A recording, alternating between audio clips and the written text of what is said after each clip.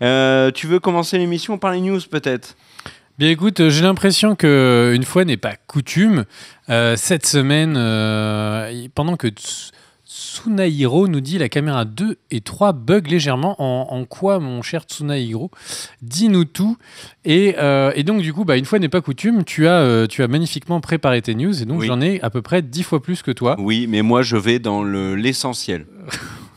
Vous allez voir ce que c'est l'essentiel, les copains. Allez, c'est parti pour les news. Et pour ceux qui nous rejoignent sur la vidéo des news de la rediff sur la chaîne YouTube, on les salue.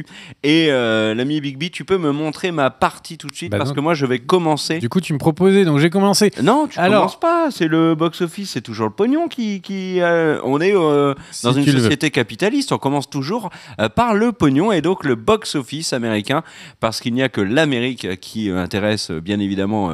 Qui nous intéresse avec la sortie ce week-end de Cars 3, le nouveau Pixar. Il était attendu. Alors Cars 3, paradoxalement, la franchise Cars est un immense succès en magasin, mais en salle c'est plutôt moyen, c'est loin d'être les meilleurs Pixar. Et là, Cars 3, qui a de très bonnes critiques, à noter d'ailleurs, a commencé avec 53 millions. Ce week-end, il a battu Wonder Woman, qui était en tête depuis 2 semaines. Wonder Woman est deuxième avec 40 millions. Et un des gros flops de l'été ciné, j'ai bien évidemment, je parle de La Momie. La Momie est quatrième avec 13 millions de dollars, 56 millions de dollars au total.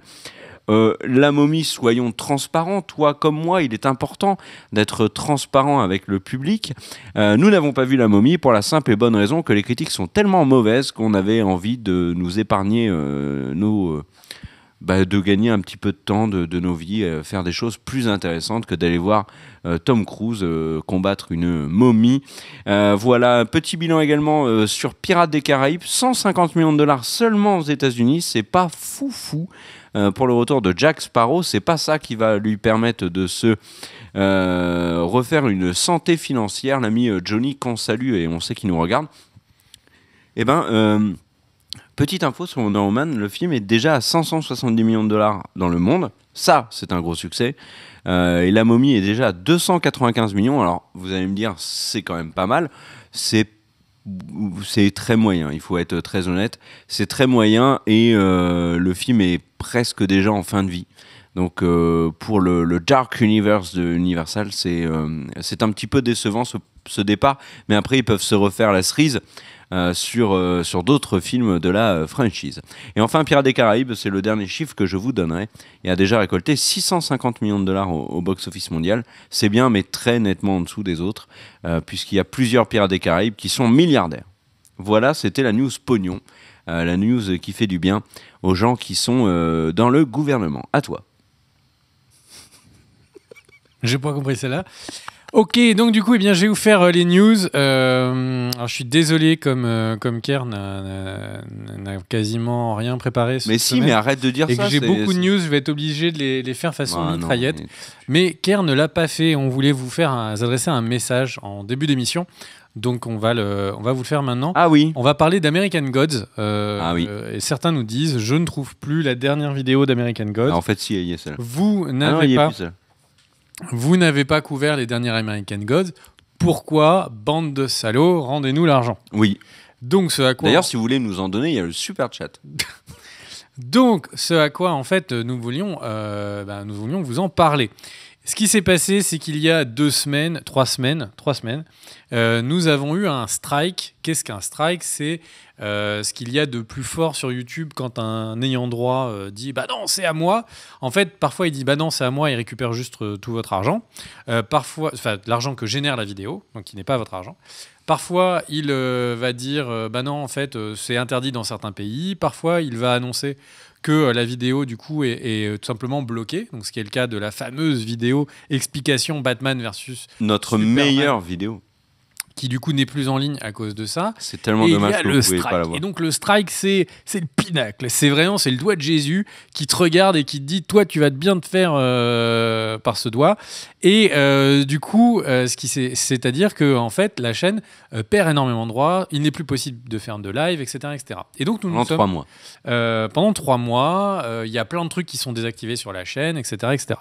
Donc ce qui s'est passé, c'est qu'on a un strike pour une dévo de American Gods. Donc, on trouve le numéro de téléphone de la boîte qui a fait ça, donc qui est une boîte qui travaille pour Canal+, qui protège les droits. Pas Canal+. Voilà, qui protège les droits donc de American Gods en France. Et du coup, on les a appelés, etc., etc. Hello, Mister. You fuck with my channel YouTube. Et du coup, gentiment, ils nous ont dit, c'est une erreur, désolé. On va retirer le strike. Le lendemain, la chaîne était de nouveau en capacité de faire des lives. Et donc, c'était cool. Ce qui s'est passé ensuite, c'est que la semaine d'après, de nouveau, une vidéo American Gods, donc qui était une vidéo d'avant, se fait striker. Donc là, de nouveau, on perd la capacité de faire des lives. De nouveau, c'est la merde. On appelle de nouveau nos amis donc, de la société Fact. On appelle Fact. What did you fuck with my channel YouTube? Et là, ils nous disent, oh my God, I am really sorry.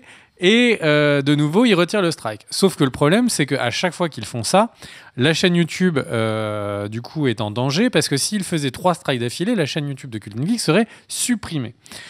Donc, au final, on a fait le bilan. Est-ce qu'on veut continuer en se remémorant chaque instant? Est-ce qu'on veut continuer American Gods, mais en prenant le risque qu'en un week-end où on ne reçoit pas, on ne voit pas les notifs de strike et la chaîne YouTube de Cult & Geek est simplement supprimée de YouTube, ou est-ce que on arrêtait American Gods sur YouTube? Donc la décision a été... Oui, alors on prend plus de risques vis-à-vis d'American Gods, c'est une série qu'on aime beaucoup et on s'est dit qu'on allait très probablement faire une vidéo sur Facebook. Donc on vous dira si on le fait, comme ça vous permettra d'aller voir un petit peu le Facebook de Cult & Geek qui s'appelle Cult & Geek, tout simplement, on est des génies. Et quand même, dans cette histoire-là, qui se termine bien puisque la chaîne n'est pas menacée, moi je tiens quand même à remercier Studio Canal qui... nous a beaucoup aidé et écouté avec sérieux, je trouve. Non, mais c'est sans blague, dans ce problème-là. Et qui, si la boîte avec qui elle bossait, Studio Canal, n'était pas intervenue, Studio Canal serait intervenu pour nous aider. Donc, on les remercie. Et puis voilà. Voilà, donc petit message, nous on est déçus, parce qu'on aurait bien aimé parler d'American Gods toutes les semaines comme on l'a fait, c'est une série qui nous a vachement enthousiasmé, mais c'est juste que le risque de voir la chaîne Cult & Geek supprimée par erreur est juste trop grande et ridicule, et donc du coup on arrête sur YouTube. Et comme l'a dit Kerr, attention, c'est pas Studio Canal qui a voulu nous strike, c'est pas pour défendre l'endroit, en fait c'est la boîte tierce qui pensait que la vidéo d'American Gods en fait ne respectait pas les droits de qui est une boîte anglaise et qui lisait que la moitié du titre et qui pensait que American Gods épisode 1 saison 1 que c'était en fait l'épisode entier. Ah oui, voilà. Ne checkez pas plus. Parce que nos vidéos ne respectent les droits de tout le monde, y compris les vôtres d'ailleurs. Tu veux faire des news ? J'ai envie de dire, faisons des news. En tout cas, voilà. Donc, désolé pour les fans d'American Gods. On fera ça sur Facebook et on préviendra à l'avance. Ne vous inquiétez pas. Les petites news. Vas-y, Kevin Feige, qui est donc qui est donc celui qui est en charge du Marvel Cinematographic Universe, a déclaré qu'il n'y aurait pas qu'il n'y aurait pas de lien entre le MCU, donc le Marvel Cinematic Universe, et les spin-offs de Spider-Man. T'es sûr que c'est pas une dimension parallèle avec des Kevin Feige-Dorsel ? Et donc, du coup, ce qui s'est... donc évidemment, donc, ça pas lié avec les histoires de Captain America, etc., etc. Par contre, du coup, Sony est intervenu en disant « Ouais, mais nous, on possède les droits des spin-offs et on possède les droits de Spider-Man. Donc ce sera lié à l'univers de Spider-Man, mais pas au MCU. » Et ça, je trouve que ça commence à devenir compliqué quand tu te dis que des films, donc peut-être que dans le monde de Venom, tout le monde va devenir un mort-vivant, admettons, et dans l'univers de Marvel, ce sera pas le cas. Mais par contre, Spider-Man sera devenu un mort-vivant, on comprendra pas pourquoi. Donc, j'ai envie de dire, là, c'est pas mal. Ensuite, dans la catégorie des news du côté Marvel, Notre ami Kevin Feige toujours avait annoncé il y a quelque temps qu'il ne pensait pas qu'il y aurait des Marvel qui seraient rated R, donc des films pour les moins de 17 ans aux États-Unis, et pour moult raisons, etc., etc. Et puis il y a eu le succès de Deadpool, et il s'est passé un an pendant lequel Kevin Feige n'a plus parlé de cette question. Et là, dans une interview sur le Facebook Live du MCU, il y a à peu près une semaine, Kevin Feige nous dit « Nous ne prévoyons pas de faire de film classé R, mais ce n'est pas forcément une vérité qui restera dans le temps. » Il y a effectivement plus de 17 ans, la franchise Blade avait du succès, et donc, je vous lis la traduction, et beaucoup de gens ignoraient que c'était adapté de Marvel, parce qu'à l'époque, ils ont caché le fait que c'était un personnage Marvel, mais ce n'est plus le genre de question qu'il y a de nos jours. Donc au final, on pourrait voir potentiellement le reboot de Blade ou un autre film Marvel qui serait rated R. Visiblement, on va dire qu'il a fallu plus que le succès de Deadpool, il a fallu le succès de Deadpool et de Logan, qui était également un film rated R, pour que nos amis se réveillent et se disent peut-être que les adultes aussi, ils aiment bien Marvel, dis-moi. Tout à fait. News suivante, c'est à moi. Et du coup, tu me montres. Et moi, je vais vous parler d'une série qui débarque le 23 juin sur Netflix. C'est Glow. Glow, qui est alors ça a un terme, hein, Glow, c'est... voilà.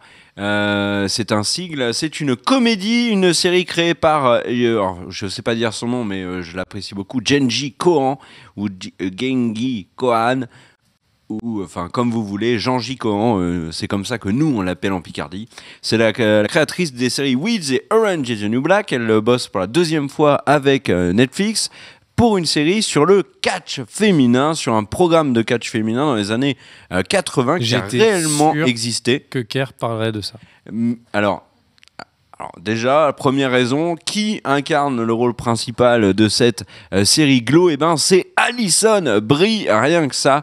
Alison Brie qui était bien évidemment Annie Edison dans Community, qu'on voyait également dans Mad Men et qui depuis a fait quelques comédies américaines assez débiles, dont certaines étaient, ma foi, pas trop mal réussies. Mais Alison Brie n'avait pas encore eu de grands rôles et notamment de rôle lead dans une série. C'est le cas aujourd'hui avec Glow, qui a été critiqué donc par les grands médias américains. Et alors, ils sont fous amoureux de Glow. Ils disent que c'est une des meilleures séries pondues par Netflix depuis le début, et elle sort vendredi.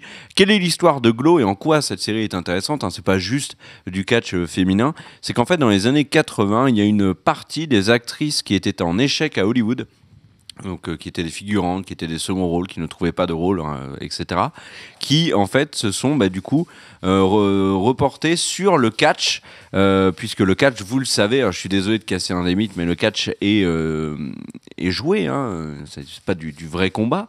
Et en fait, elles vont donc jouer des catcheuses dans des grands spectacles. Et Alison Brie va notamment retrouver une grande rivale qui est une ex-star d'un soap américain.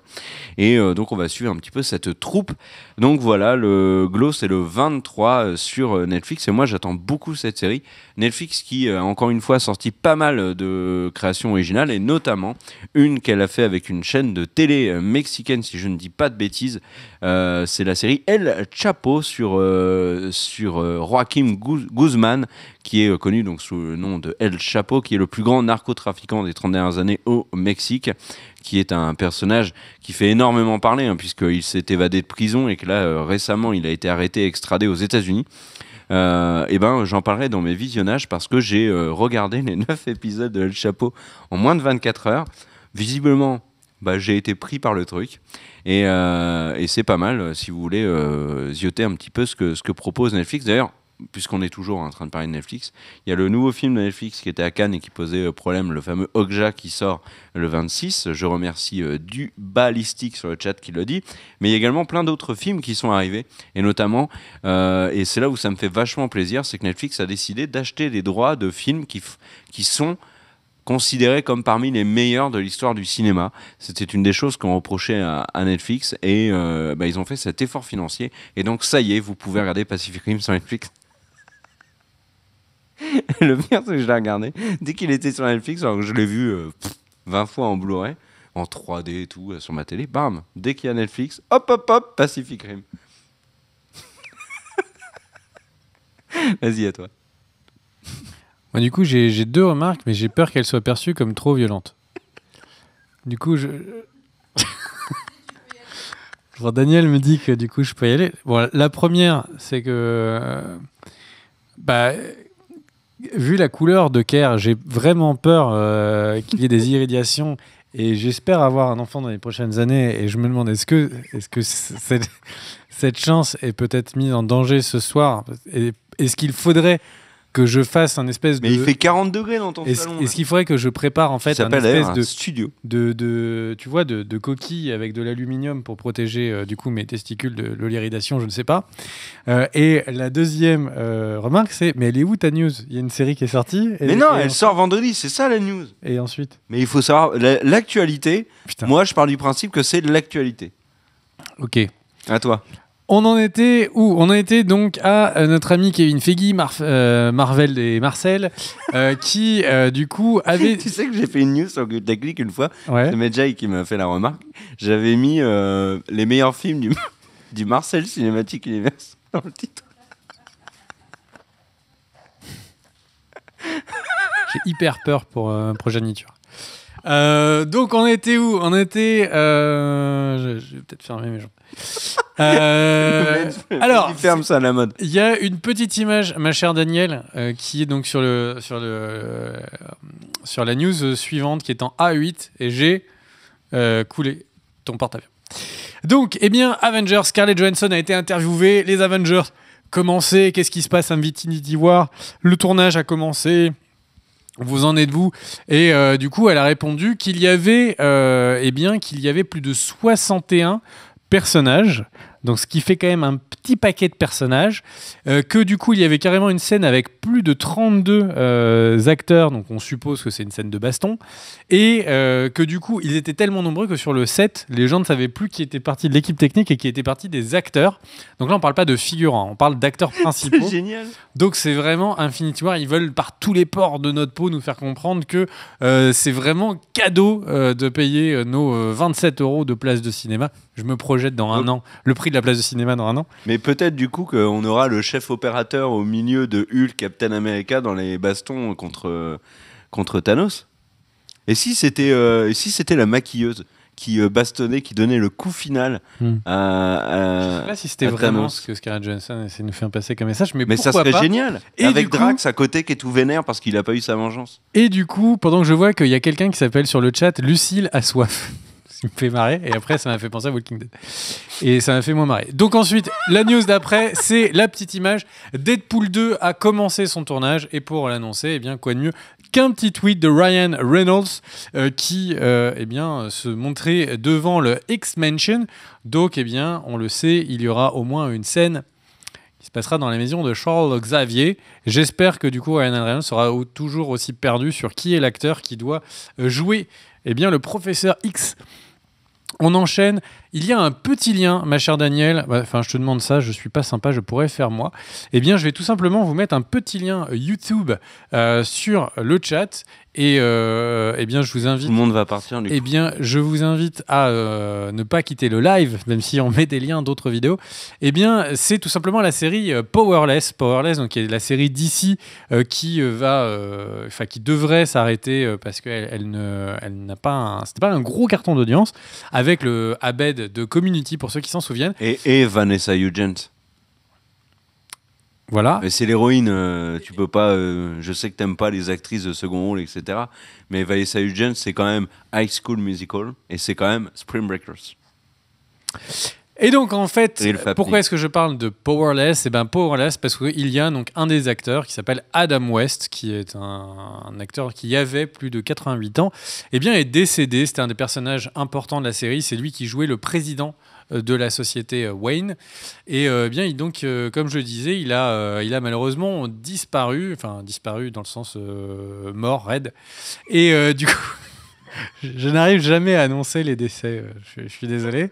Parce que je voulais pas que les gens pensent qu'il avait juste disparu dans la nature, en fait. Mais Donc en respect, je te vois bien dans Six Feet Under. À Adam West, en fait, ils ont diffusé le season finale en mode gratos sur YouTube. Voilà donc le visage de cette personne morte depuis quelque temps. Ah mais il y a Linda CN qui dit sur le chat, Spring Maker c'est génial, mais c'est un de mes films préférés ces dernières années. Hein. M'étonne pas.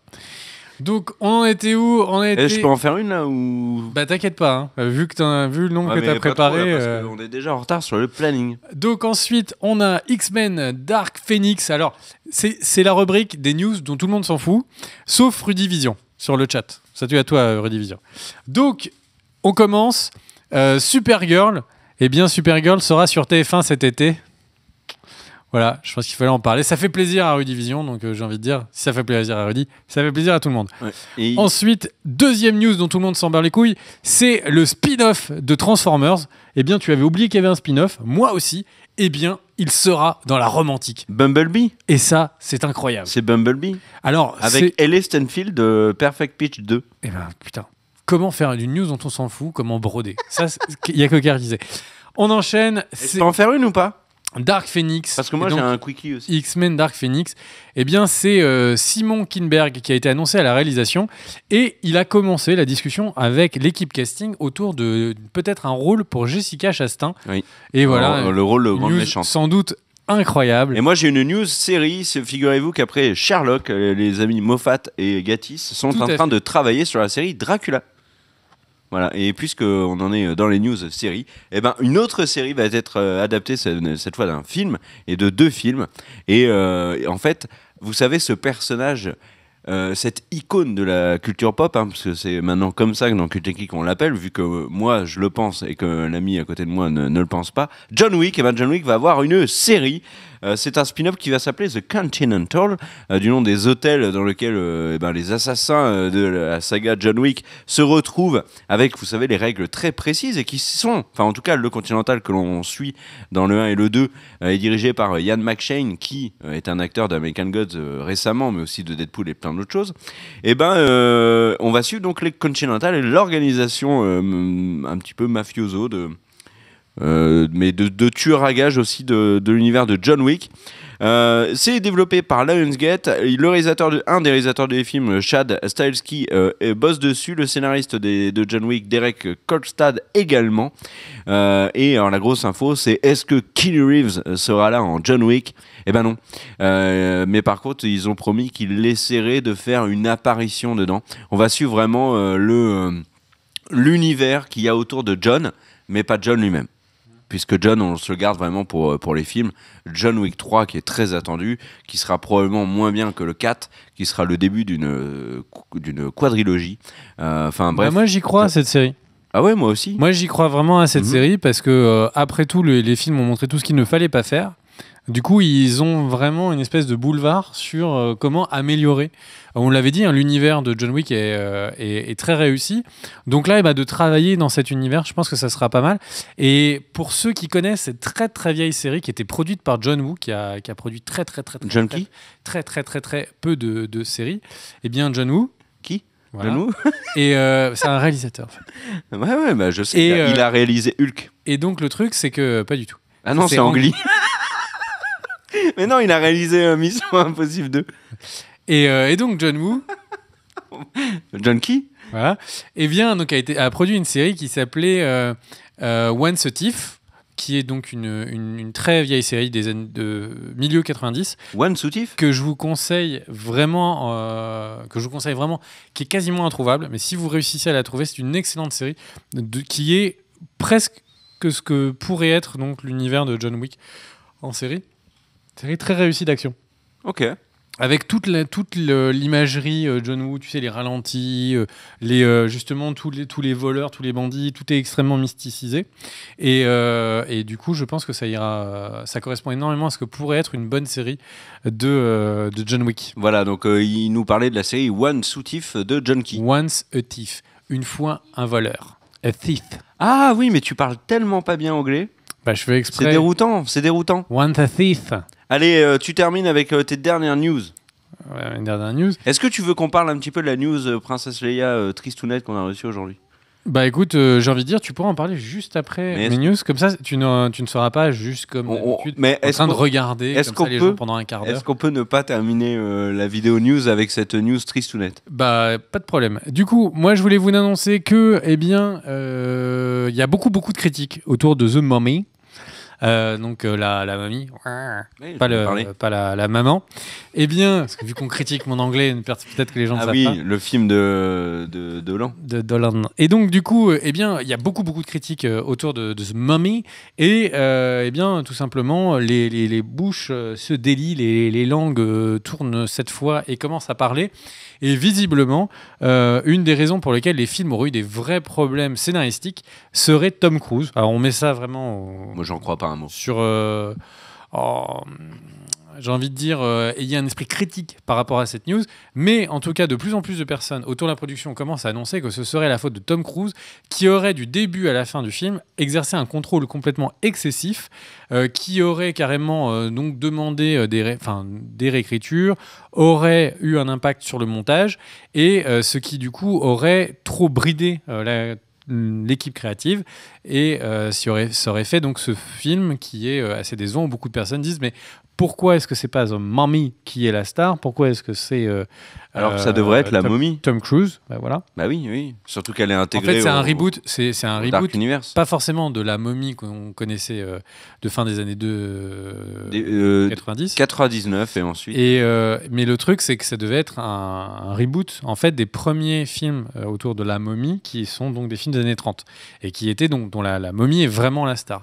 Et donc voilà. Et donc pour rappeler, le film, au moment où on enregistre cette vidéo, il a à peine 16% sur 100 sur Rotten Tomatoes d'avis positifs. Donc, c'est vraiment pas la folie.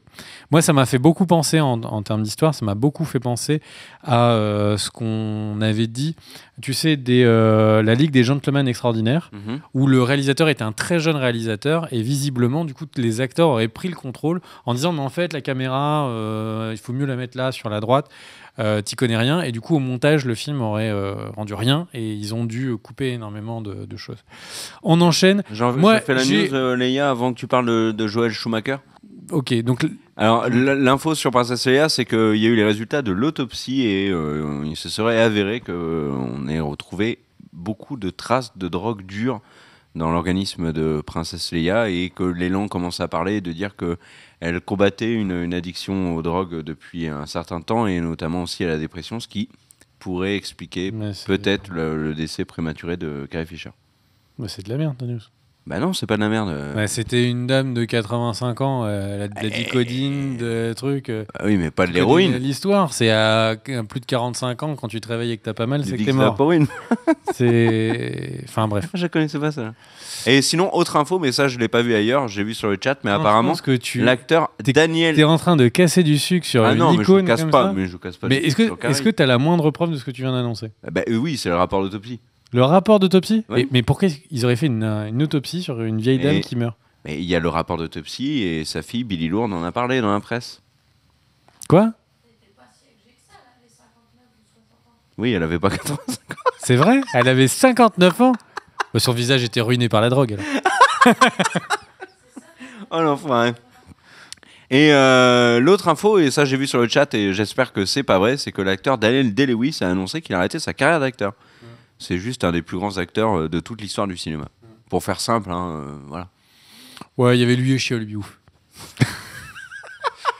Ça dépend, Shia, quelle période ? Plutôt Indiana Jones ou Transformers 2 ? En parlant d'échecs. Ouais. En parlant d'échecs, transition parfaite. Ah, eh bien, donc l'échec pour le placement de produit ou pas ? Sans doute. Donc, eh bien, moi, j'avais une... J'ai une petite passion comme ça, et c'est de vous raconter cette histoire. Eh bien, c'est Joel Schumacher. Donc, Joel Schumacher, qu'on connaît comme étant un grand réalisateur. De très mauvais films. Qui a fait donc le film Batman et Robin. Je t'ai mis plein d'images à la fin de ma news, ma chère Daniel. Eh bien... Apparemment, il n'y a que nous qui ne savions pas que Princesse Leia était accro à la drogue. Mais moi, je suis désolé. Alors après, tout n'est pas excusable. Sans doute que votre mais elle a embrassé son frère dans un des films. Et ça, je pense que ça peut perturber plus d'une personne.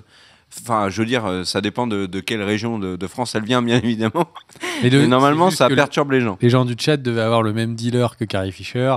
Ils avaient les infos directes. Mais ça va trop loin. Enfin bref, bande de drogués. Et il y a des gens qui l'ont pris au mot, hein, ce que tu as dit sur... Le fait qu'il était ravagé par la drogue. Bah, c'est une évidence. Vu les révélations de ce soir, c'est une évidence. Alors, il y a des gens aussi, il faut préciser que Joel Schumacher n'est pas un pilote de Formule 1. Tout à fait. Et donc, c'est le réalisateur de Batman et Robin, dont on va tout simplement vous diffuser quelques images là tout de suite.